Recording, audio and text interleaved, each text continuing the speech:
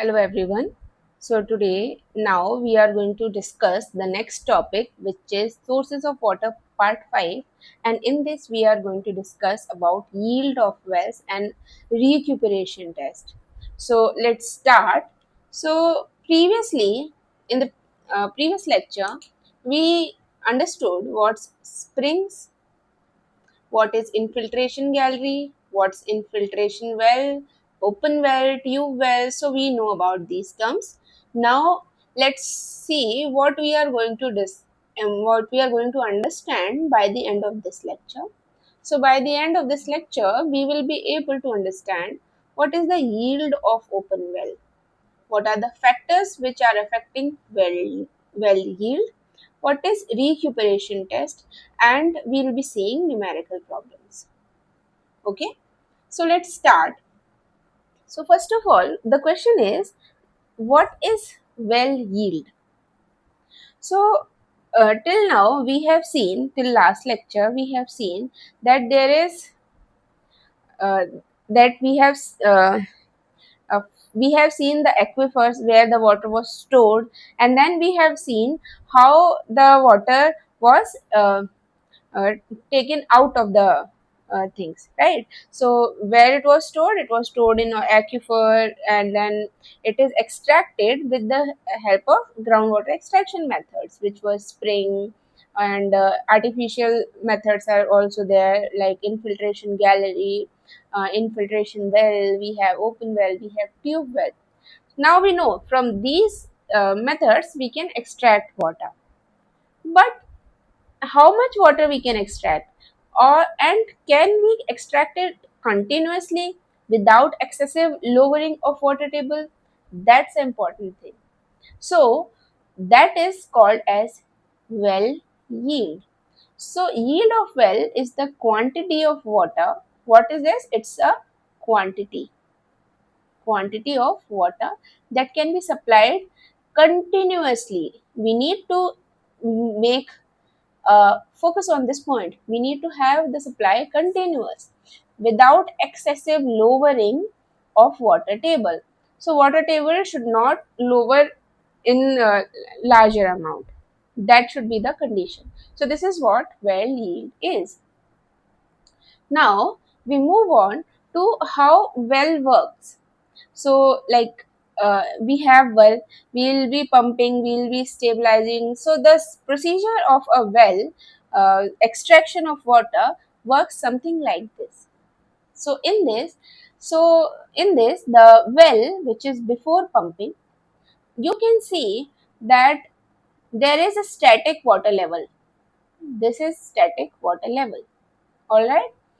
And now when pump starts, the water is sucked by out through the pump, and it goes outside. Now the water table will start lowering. Okay, and then uh, the water table will start lowering. This arrow should be from, like, this drawdown should be from the static level, not this. So it should be from here, because the static level was this one, right? Static water level. So from water level, static water level, to it came down to s distance. Let's say it came down to s distance. This is s. So after uh, after taking out the water or discharge, the water table draw downs. Okay, now the groundwater, now what will happen? Okay, the water table is lower than the outside. So outside it's still static, right? And inside it's low, so water pressure will change. So what will happen, that from outside the water will start flowing. So the water starts flowing and refilling the surface, refilling, and it will reach to the water table until both has same water level. Okay, so uh, it will refill until water level stabilizes. That means it reaches equilibrium. So this is how the pumping to stabilization of a well works.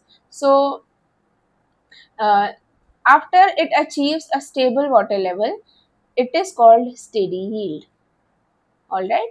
So this we need to remember. So we have our key takeaways, like pumping is followed by a drawdown of the water table. Now groundwater flows to fill the well, and then final stable level is sustainable yield or steady yield. So terms S is known as drawdown, H1 is static water level, and H2 is pumping water level. So this is H2. So the pumping, this is H2, this one. So till here the pumping is done. So this is H2 and this one is H1. So this is how the things are going on. So yeah, this is how the well works. Now we need to see the factors which affect the yield. What is yield? It's a continuous supply, right? What was the well yield? It was quantity of water that can be supplied continuously. Now, what factors affect this yield? First of all, it is getting affected by diameter of well, then permeability as well. See, more the diameter, less will be the drawdown, right? For and that also affects the yield. And we have permeability as a factor, how much time it will take to again refill the level, right? And then we have hydraulic conductivity, that is also a case that we should that affects the yield. And then we have thickness of aquifer. This is also very important criteria, because how much water will be saved depends on the thickness of aquifer. So this is the fact, one of the factor which affects the yield. And how fast it recharges, I mean rain and all, so this also affects the yield, right? And then drawdown. So these are the factors that affect yield. Now let's move on to the first type of well, which is open well yield. So we are going to calculate how to do open well yield. So the water enters into an open well, water entering an open well. So this is the open well. We have the water which is coming from this, and water is entering from the horizontal direction, water is entering from bottom, and this is how the water is entering to an open well. Okay. Now we see how can we calculate the yield of the open well. So this is the first method, that is pumping method. It's nothing but it's a field test. Okay. So this is pumping method. Now what's happening in pumping method is, see, this is, let's say this is a well, and this is the well. This was initial water table. Now the water table fell till here, and the water will get refilled from the nearby area of the well. So this is groundwater table, and the drawdown happened of S naught, let's say, and the discharge that came out is Q naught. And the initial, let's say this is the end.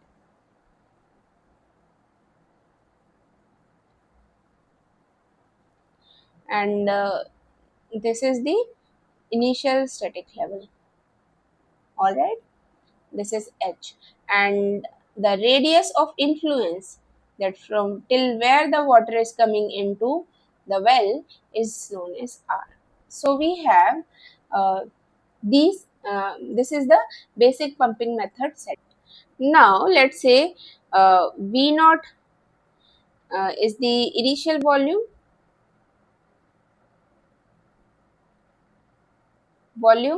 uh, we have T naught is initial time,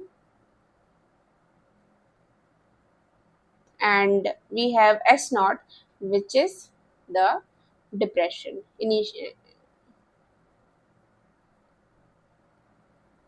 Okay. So can I say that Q naught is nothing but discharge upon time? So can I say it V naught upon T naught? Right? So let's make it first equation. Now can I also say that Q naught is nothing but acha, the area of this well, let's say it's A. So Q naught is also area into velocity, right? And velocity we can also write as k into I, right? And I is nothing but head loss upon distance. So head loss upon this is radius of influence is the distance traveled by water. So A K, can I say that it is nothing but S naught upon R, right? And here K is the permeability, right? K is fixed. R is the radius of influence. That's also fixed. So can we just keep it K by R, A into S naught, right?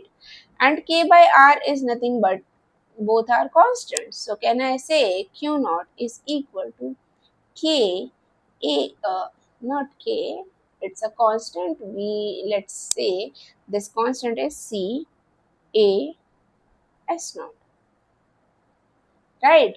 So this is approximately equal to constant C, A, S naught. Can I calculate this constant? Yes, by Q naught upon A, S naught.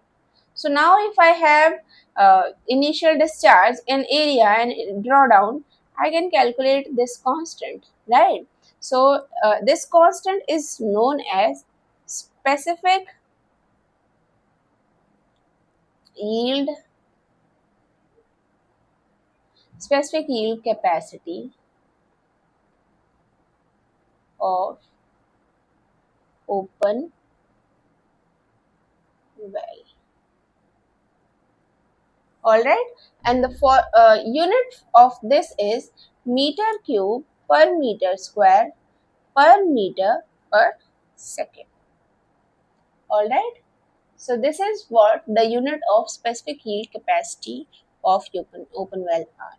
Now, at any time, if I want to calculate at any time, can I say discharge is nothing but C, A and draw down S, and C we calculated, which is Q naught upon A S naught, A into S. So this is the discharge that we can calculate, right? So yeah, there is one drawback for this method, pumping method. That is, we are assuming that it is a steady state, okay? But we are not using unsteady state here. So the water table is continuously changing, right? So it is not useful uh, if we are having unsteady state. So not useful for unsteady state.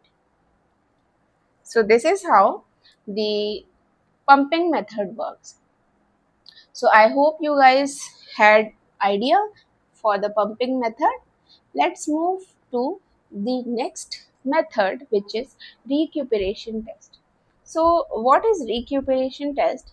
So this is nothing but, we can see, it's a field test. This is also a field test. Pumping method was also a field test.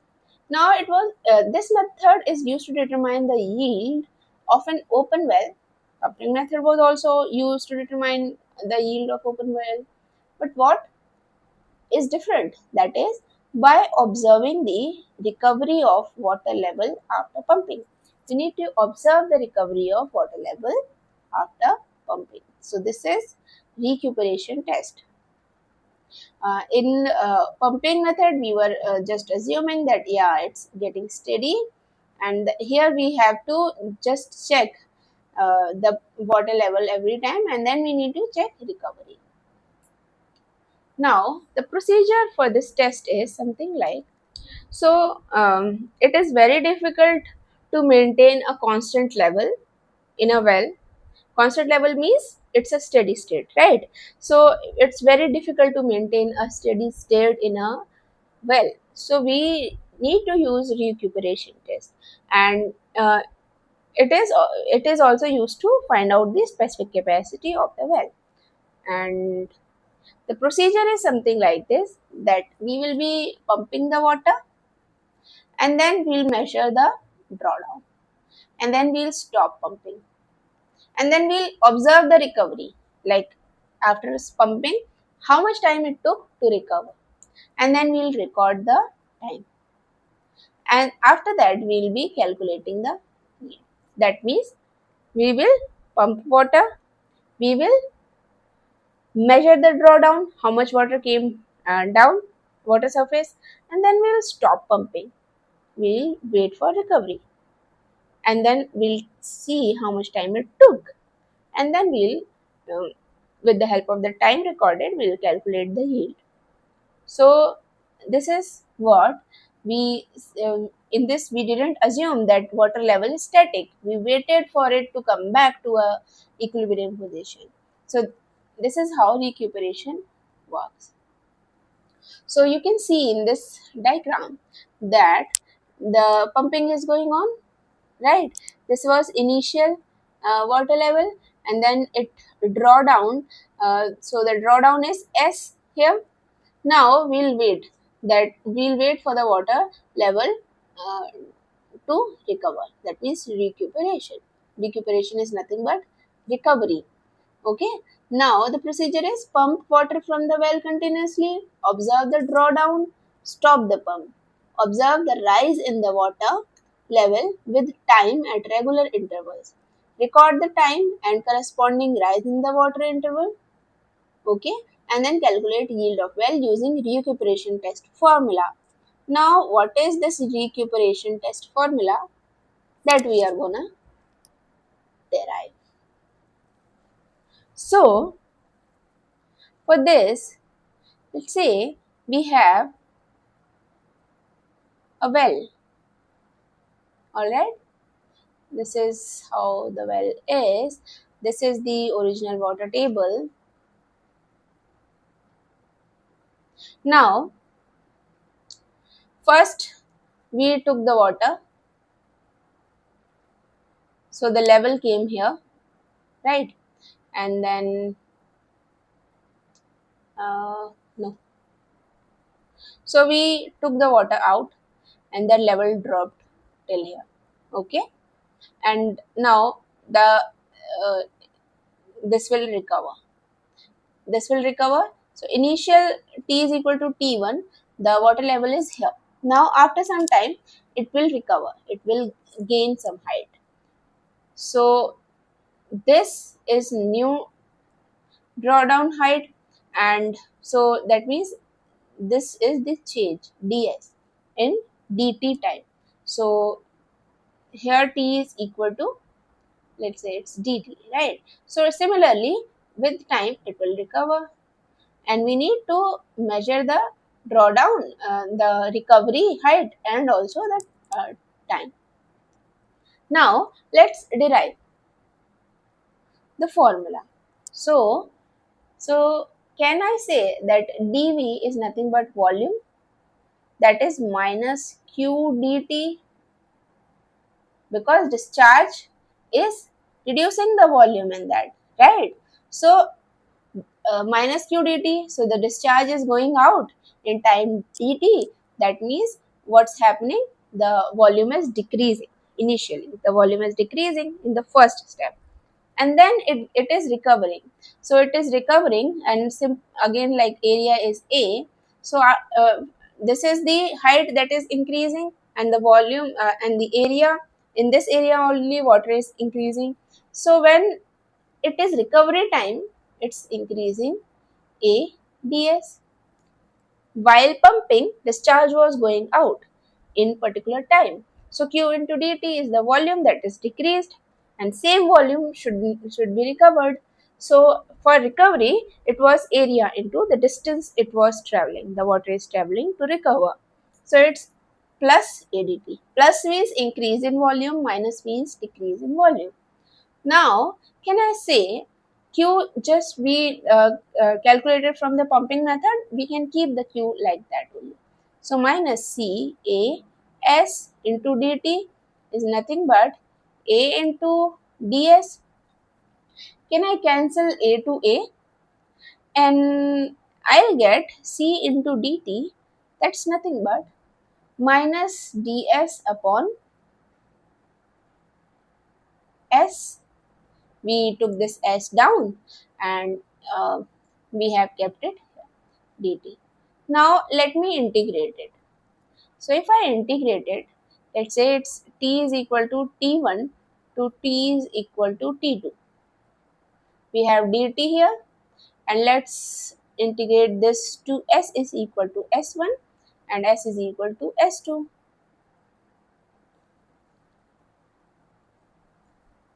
S is equal to s2.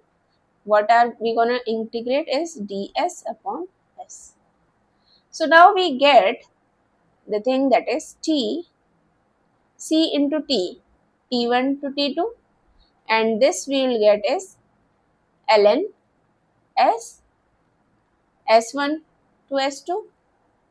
So can I say that it is nothing but c into t2 minus t1, and it is nothing but ln s2 minus, oh, there is a minus sign here, right? If I need to change the minus sign, can I say this as ln s2 and above s1? Limits will change, right? So yeah, this is how it works. So ln, can I say s1 upon s2? So yeah, this is c is equal to c t1 t2 minus t1 is equal to ln s1 upon s2. Now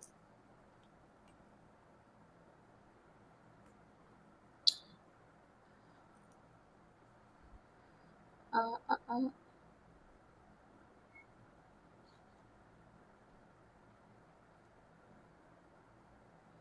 okay, so after this, can I say t c is nothing but ln s1 upon s2 upon t2 minus t1. Let's say t2 minus t1 is the time change. So let's say t, right?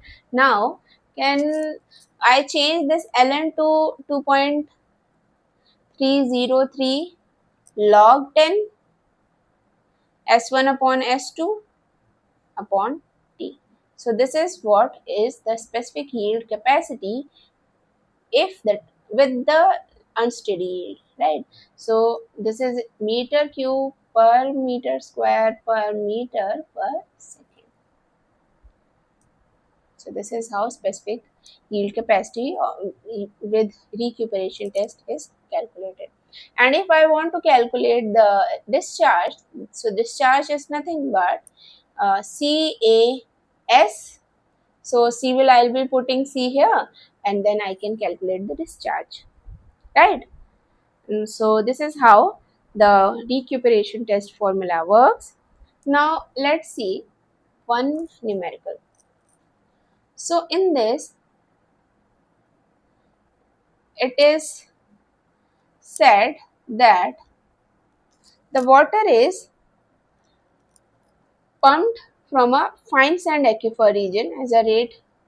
So the rate is given, Q is given 12 liters per second.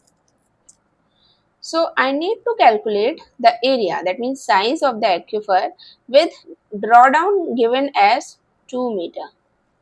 And the things which are also mentioned is C1 upon A. The value of this is 0.06 meter cube per hour meter square meter. So this is the things that are given, and I need to calculate area.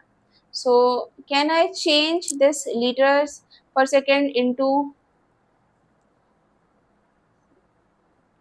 meter cube per second? So Q is nothing but 12. Liters is 10 to the power minus 3 meter cube per second, right? So this is 12 into 10 to the power minus 3 meter cube per second. And we know the formula, that is Q is equal to CA S dash.